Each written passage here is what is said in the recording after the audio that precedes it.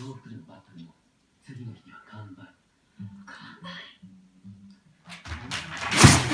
憧れるものを買うからね。それ本当なんですね。あ、いえ、前に同じこと言ってた人がいたんで。その人よく分かってる。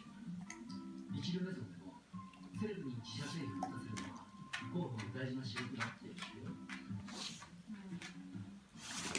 でもエモーションは商品をあげるわけには。だからやっぱり雑誌なんじゃないのかな。本社みたいなですか。それにはブロガーの方が影響力あるけどね。